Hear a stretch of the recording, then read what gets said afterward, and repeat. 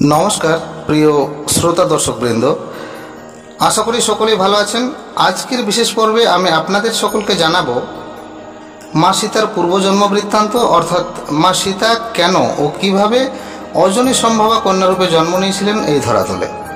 ताछाड़ा लंकेश्वर रावण सीताके तार पूर्वजन्मेई हरण करते चेयेछिलेन, किन्तु सेई जन्मे सीताके हरण करते ना पेरे तार परेर जन्मे सीता देवीके हरण करते सक्षम हयेछिलेन एबं मा सीतार पूर्वजन्मेर अभिशापेर फलेई महाराज दशानन सब अंशे निर्वंश हयेछिलेन।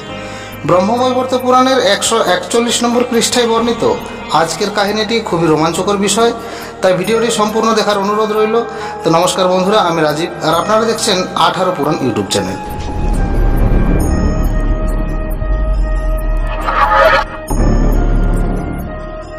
पूर्वे श्रीकृष्णेर अंशे एक राजार जन्म हयेछिल जार नाम छिल दक्ष सावर्णी। এই দক্ষ সাবর্ণীর পুত্র ছিলেন বিষ্ণু সাবর্ণী এবং বিষ্ণু সাবর্ণীর পুত্র ছিলেন দেব সাবর্ণী। এনারা সকলেই ছিলেন বিষ্ণু ভক্ত এবং এই দেব সাবর্ণীর একমাত্র পুত্র সন্তান ছিল যার নাম ছিল শ্রী রাজ সাবর্ণী।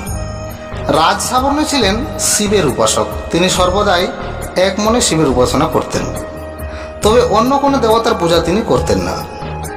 তাই সূর্যদেব একদিন রাজ সাবর্ণীর উপরে ক্রোধবশত হয়ে তাকে অভিশাপ দিলেন, বললেন আমার অভিশাপে তোমার রাজ্য লক্ষ্মীভ্রষ্টা হবে এবং তুমি হবে রাজ্যভ্রষ্টা। এখন শিবের ভক্তের উপর অভিশাপ পড়তেই ভক্তকে রক্ষা করার জন্য পঞ্চানন অতি দ্রুত বেগে সূর্যের প্রতি ক্রোধান্বিত হয়ে তেড়ে এলেন সূর্যকে বধ করার জন্য। ত্রিশূল ধরিয়া করে দেবাদিদেব হর, সূর্যের বধিতে তরা হন অগ্রসর। এদিকে পঞ্চাননের ভয়ে সূর্যদেব পালিয়ে গেলেন তার পিতা কশ্যপের কাছে, বললেন পিতা আমায় রক্ষা করো, ওই চেয়ে দেখো মহাদেব আমাকে বধ করার জন্য অতি দ্রুত বেগে আমাকে তাড়া করছে, তাই তুমি ছাড়া আমাকে আর রক্ষা করতে কে পারবে। সূর্যের কথা শুনে ও পঞ্চাননের ভয়াল মূর্তি দর্শন করে কশ্যপ সূর্যকে সঙ্গে করে পালিয়ে গেলেন ব্রহ্মদেবের নিকটে। ব্রহ্মদেবের পদতলে লুটিয়ে পড়ে বললেন হে বিধাতা, আমার পুত্রকে আপনি রক্ষা করুন। পঞ্চানন ভীষণ ক্রোধে আমার পুত্রকে বধ করার জন্য ছুটে আসছেন। বিধাতা কহেন শুনো কশ্যপ নন্দন, হরেরে শান্ত করিতে নারিব কখন, নিদারুণ সেই হর কে আঁটিতে পারে, লক্ষ্মীপতি বিনা আর কে আছে সংসারে। অর্থাৎ হে কশ্যপ, আমি এই ভীষণ ক্রোধান্বিত পঞ্চাননকে থামাতে পারবো না, তার চেয়ে চলো আমরা বরং শ্রী বিষ্ণুর নিকটে যাই, তিনি নিশ্চয়ই তোমার পুত্রকে রক্ষা করতে পারবেন। যেমনি ভাবা তেমনি কাজ। মহাদেবের ভয়ে ব্রহ্মা সহিত কশ্যপ ও তার পুত্র সূর্য সকলেই এসে নারায়ণ ধামে উপনীত হলেন। সকলকে ভয়ভীত দেখে প্রভু নারায়ণ জিজ্ঞাসা করলেন কিসের জন্য তোমরা আমার শরণাপন্ন হয়েছ। বিধি কহে শুনো শুনো ওহে চিন্তামণি, শিব ভক্তে অভিশাপ দিল দিনমণি, তাহাতে প্রতিজ্ঞা কইল দেব পঞ্চানন, যেমনে পারিবে সূর্যে করিবে নিধন। অর্থাৎ এক শিব ভক্তকে সূর্য অভিশাপ দিয়েছে আর তারই প্রতিশোধ নিতে পঞ্চানন সূর্যকে বধ করতে চাই। প্রভু আপনি একে রক্ষা করুন, এই বিপদ থেকে রক্ষা পেতেই আমরা আপনার শরণাপন্ন হয়েছি। বিধি মুখে এই কথা করিয়া শ্রবণ, কহিলেন সম্বোধিয়া দেবনারায়ণ, মম পাশে কিবা ভয় ওহে পদ্মাসন, করিতেছ এত ভয় কিসের কারণ, যেজন শরণ লয় আমার গোচরে, সুদর্শন দিয়া রক্ষা করি হে তাহারে। শ্রী নারায়ণ বললেন তোমরা নির্ভয়ে থাকো, আমি অবশ্যই সূর্যকে রক্ষা করব, কিন্তু মহেশ্বরকে আমি আমার প্রাণের চেয়েও বেশি মনে করি, কারণ কোটি সূর্য পারে শিব করিতে নির্মাণ, অধিক বলিব কিবা তব বিদ্যমান, তব সম কোটি ব্রহ্মা সৃজিবারে পারে, সদা চিত্তে মমরূপ হৃদয় মাঝারে।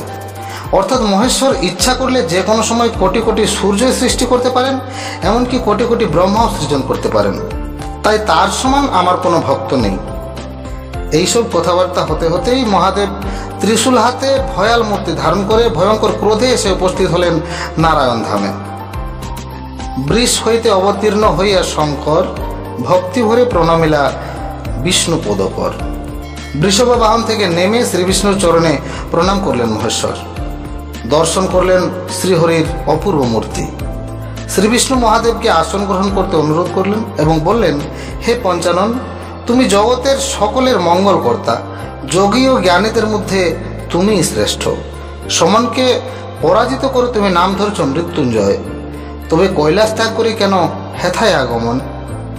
এবার মহাদেব শ্রীবিষ্ণুর নিকটে হাত জোড় করে বললেন, হে প্রভু, তুমি বিশ্বের আধার, বিশ্ব অধিপতি, তুমি এ পৃথিবীর একমাত্র বিচারকর্তা।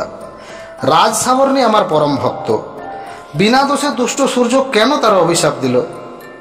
আমার ভক্ত আমার সন্তান সম, বিনা দোষে আমার সন্তানকে অভিশাপ দেওয়ার কারণে আমি এই পাষণ্ডকে নিধন করব। মহেশের এই বাক্য শুনিয়া শ্রবণে কহিলেন নারায়ণ মধুর বচনে, শরণ লয়েছে মম দেব দিবাকর, কেমনে বধিবে তুমি বলহ শঙ্কর। হে মহাদেব, সূর্য যে আমার শরণাপন্ন হয়েছে, কি প্রকারে তুমি তাহাকে বধ করিবে? দোষীজন যদি কারো শরণ গ্রহণ করে তবে তাকে বিনাশ করা উচিত নয়। তাছাড়া আমি তাকে অভয় দিয়েছি, তার প্রাণ আমি রক্ষা করব। অতএব তুমি রাগ বর্জন করো এবং মূর্খ দিবা করে তুমি ক্ষমা করে দাও। আর আমার আদেশ যদি তুমি পালন না করো, তুমি যদি আমার আদেশ না মানো, তাহলে আমি তোমাকে কখনো ক্ষমা করব না। যে আমার আশ্রয় গ্রহণ করেছে তার অশুভ আমি কখনোই হতে দেব না। বিষ্ণুর এতেক বাক্য শুনিয়া শ্রবণে কাতর ভাবেতে শিব কহে তার স্থানে, এই কি বিচার হইল ওহে কৃপাময়, দোষীর রাখিলে মান নির্দোষীর নয়। সূর্য সাপে লক্ষ্মীভ্রষ্ট ভক্ত আমার, কিসে পাবে পূর্ণ লক্ষ্মী কহ গুণাধার। শ্রীবিষ্ণুর কথা শুনে মহাদেব কাতর ভাবে বলেন, হে প্রভু, এ তোমার কেমন বিচার? সূর্য বিনা দোষে আমার ভক্তকে অভিশাপ দিল, তাকে আপনি ক্ষমা করতে বলছেন। তবে আমার সেই ভক্ত যে লক্ষ্মীভ্রষ্ট হয়ে গেল, তার কি উপায় হবে? সে কিভাবে পুনরায় তার রাজ্য ফিরে পাবে? কিভাবে ফিরে পাবে তার রাজ্যের লক্ষ্মী? শিবের কথা শুনে শ্রীবিষ্ণু বললেন, মহেশ্বর শোনো, বৃষধ্বজ নামে পুত্র সাবর্ণীর হবে, রথধ্বজ তারপর জন্ম ধরিবে। রথধ্বজ হইতে হবে যুগল নন্দন, ধর্মধ্বজ আর কুশধ্বজ করহ শ্রবণ। বৈষ্ণব প্রধান তারা হবে দুইজনে, পুনরায় রাজ্য পাবে জানিবে মনে। কুশধ্বজ হইতে হবে কন্যার জনম, যতনে তাহারা মোরে করিবে পূজন। কমলার অংশে জন্ম হইবে তার, তখন সাপের মুক্তি হবে পুনর্বার। অর্থাৎ হে মহেশ্বর, সাবর্ণের পুত্র হবে রথধ্বজ নামে, তারপর রথধ্বজের দুই পুত্র হবে, ধর্মধ্বজ আর কুশধ্বজ। তারা দুই ভাই হবে বৈষ্ণব পরায়ণ, তারাই পুনরায় রাজ্য লাভ করবে। এবং কুশধ্বজের ঔরস হয়ে দেবী কমলা তথা লক্ষ্মী অংশে জন্ম হবে এক কন্যার, আর সেই কন্যার নাম হবে বেদবতী। সেই তখন থেকেই সকলে অভিশাপ মুক্ত হবে এবং লক্ষ্মী পুনরায় সাবর্ণীর রাজ্যে বসবাস করবে। অতএব তোমরা যাও সকলে নিজ নিজ আলয়ে। সুধী শ্রোতামণ্ডলী, এই বেদবতী কিন্তু পরবর্তীকালে সীতারূপে জন্ম নিয়েছিলেন রাজর্ষি জনকের আলয়ে, যাকে রাক্ষসরাজ রাবণ হরণ করে নিয়ে গিয়েছিলেন লঙ্কায়। তবে বলে রাখি, রাবণ কিন্তু বেদবতীকেও হরণ করার চেষ্টা করেছিলেন, কিন্তু তাকে হরণ করতে পারেননি। তবে পরের জন্মে যখন তিনি সীতারূপে জন্মগ্রহণ করেছিলেন, তখন সীতাকে হরণ করতে রাবণ সক্ষম হয়েছিলেন।